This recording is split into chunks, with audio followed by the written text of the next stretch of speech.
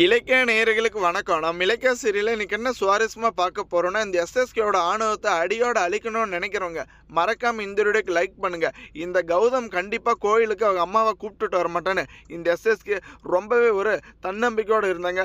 ஆனா இந்த எஸ்எஸ்கேவோட சுயரூபத்தை அடியோட அழிக்கணும். அதே சமயம் என்னை இவ்வளோ நாளாக வந்துட்டு அவமானப்படுத்தி அம்மா இல்லாத ஒரு அனாதன்னு சொல்லிட்டு தானே இவங்க தான் என் அம்மானு இந்த ரேவதியை காமிச்சு அவனை லெஃப்ட் ரைட்டுன்னு வந்துட்டு கன்னத்தை பழுக்க வைக்கணும்னு ரொம்பவே ஆக்ரோஷமான ஒரு கோவத்தில் நம்ம கௌதம் துடிச்சிட்டு இருக்காங்க.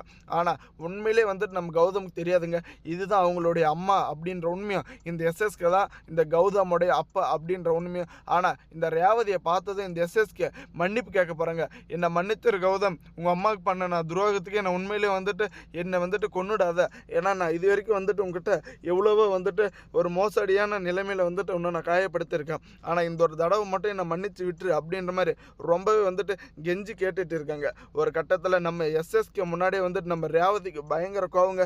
பாவி மவனை, நீ வந்துட்டு கண்டிப்பாக திருந்த மாட்டேன், என்னதான் வந்துட்டு தொந்தரவு பண்ணிட்டு இருக்க, என்னதான் கொல்ல துடிச்சிட்டு இருக்குன்னு பார்த்தா இப்போ என் பிள்ளையும் வந்துட்டு நீ இப்படி கொடுமை பண்ணிட்டு இருக்கியா, இதுக்கு மேலே நானே வந்துட்டு உன்னை விட்டு வைக்க போகிறதில்லன்னு ரொம்பவே வந்துட்டு நம்ம ரேவதி அம்மாவும் பயங்கரமான கோவத்தில் செருப்பை கழுத்து இந்த எஸ்எஸ்கே அடிக்கிறாங்க. ஏன்னா கோயிலும் கூட பார்க்காம, ஏன்னா நம்ம ரேவதி அம்மாவுக்கு வந்த கஷ்டமும் நம்ம கௌதம் இப்படி ஒரு நிலைமையில் இருக்கான இந்த ஒரு நிலைமையும் பார்த்து கண்டிப்பாக வந்துட்டு இந்த எஸ்எஸ்கே இவ்வளோ அங்கீகாரத்தில் இவ்வளோ வந்துட்டு ஒரு இதில் வந்துட்டு நம்ம கௌதமை கேவலப்படுத்திடக்கூடாதுங்க. இதுக்கு மேலேயும் வந்துட்டு நான் பொறுத்து போக முடியாதுன்னு நம்ம கௌதம் சரியான ரூபத்தில் தாங்க இந்த எஸ்எஸ்கே தாக்கியிருக்காங்க. ஆனால் நம்ம இலக்கியாவும் ஜானகம்மாவும் பயந்தது வந்துட்டு உண்மைதாங்க. ஏன்னா ஜானகம்மா வந்துட்டு கௌதம் தான் வந்துட்டு ரேவதியோட புள்ளன்னு தெரிஞ்சுன்னா கண்டிப்பாக வந்துட்டு போயிடுவான் அப்படின்ற மாதிரி பயந்துட்டு இருக்காங்க. நம்ம ஜானகம்மா பண்ணது இதுதாங்க ஒரு ரொம்ப பெரிய முட்டாள்தனம். இந்த ஒரு உண்மையை ஆரம்பத்திலே சொல்லியிருந்தவா கண்டிப்பாக வந்து இந்த கௌதம் இந்த எஸ்எஸ்கேவை அடியோடு அழிச்சிட்டு அவங்க கூட இருந்திருப்பாங்க. ஆனால் எந்த ஒரு எதிர்பார்ப்பும் பார்க்காம நம்ம இலக்கை வந்துட்டு இப்போ அவங்கள தடுத்து நிப்பாட்டணும், கண்டிப்பாக வந்துட்டு மீட் பண்ண வைக்கக்கூடாதுன்னு நினச்சிட்டு இருக்காங்க. ஆனால் உண்மையிலே பார்த்தீங்களான்னா அதுக்கு முன்னாடியே இந்த தாக்ஷாசினிக்கு இந்த ஒரு உண்மையை வந்துட்டு தெரியப்படுத்தணுங்க. உன் அருமை புருஷன் பார்த்து என்ன ஒரு காரியம் பண்ணியிருக்கான், கிட்டத்தட்ட 27 வயசு வரைக்கும் வந்துட்டு இந்த கௌதம் தான் அவனுடைய புள்ளன்ற உண்மை தெரியாமல் 27 வருஷத்துக்கு முன்னாடி இவங்களை கர்ப்பமாக்கி அந்த ஒரு கர்ப்பத்தை கலைக்கலன்னா கொன்னுடுவோன்னு மிரட்டினால அது உன் கேவலமான புருஷன் தான் இந்த எஸ்எஸ்கேன்னு தாக்ஷானிக்கு இந்த ஒரு உண்மையை தெரியப்படுத்துறது மட்டும் இல்லாமல் ஒரு கட்டத்துக்கு மேலே இவனுடைய ஆணவத்தையும் அழிவையும் வந்துட்டு அடியோடு அழிக்கிறாங்க. கூடிய சீக்கிரத்தில் இந்த எஸ்எஸ்கே பண்ண இந்த ஒரு துரோகத்துக்கு அதுக்கான தண்டனை வந்துட்டு நம்ம கௌதம் கொடுத்துட்டாங்க. ஆனால் இருந்தாலும் இது பத்தாது. என் ரேவதி அம்மா வந்துட்டு தினந்தோறும் கிட்டத்தட்ட எவ்வளோ நாளாக வந்துட்டு உன்னுடைய சாபத்தினால கஷ்டத்தை அனுபவிச்சிருக்கங்க. இதுக்கு மேலே வந்துட்டு அவங்க அனுபவிக்கக்கூடாது.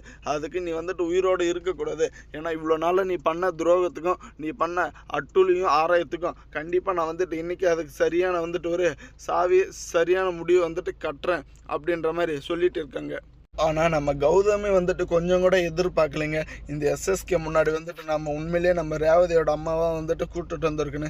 ஏன்னா நம்ம இலக்கிய பண்ண பெரிய காரியம் முட்டாள்தனமானதுன்னு அது இதுதாங்க. ஆரம்பத்துலேயே நம்ம கௌதம் சொல்லியிருந்தாவா ரொம்பவே நல்லா இருந்திருக்கும். ஏன்னா ரேவதி அம்மா தான் உன்னுடைய அம்மா கௌதம் அப்படின்ற மாதிரி இதை வந்துட்டு சொல்லாமல் அந்த ஒரு உண்மை தெரியக்கூடாதுன்னு மறைச்சு இப்போ இவ்வளோ பெரிய சிக்கலில் வந்துட்டு முடிஞ்சிருக்குங்க. போதும், இதுக்கு மேலே வந்துட்டு இந்த ஒரு வீட்டுக்குள்ளே நாடகத்தை போட்டு நாடகம் ஆடக்கூடாதுங்க. ஏன்னா நம்ம கௌதம் அல்ல இதுக்கு மேலே எந்த ஒரு விஷயத்தையும் தாங்க முடியாது.